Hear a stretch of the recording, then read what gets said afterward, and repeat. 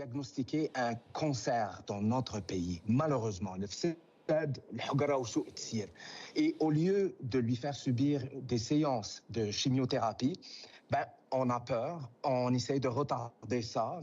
C'est incertain le résultat, c'est douloureux.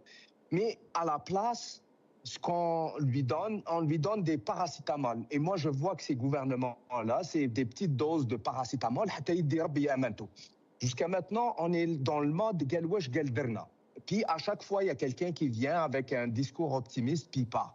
Mais on sait tous que les ministres, c'est des fusibles qui sautent à la moindre tension pour protéger les véritables décideurs de notre système.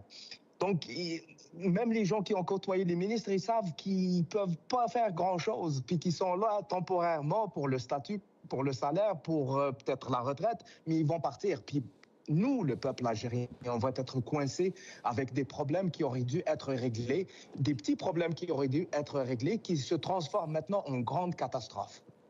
Moi, je pense que tout bon gouvernement a besoin de 3 composantes minimalement. Ils ont besoin de techniciens, d'ingénieurs techniciens. Ils ont besoin d'administrateurs.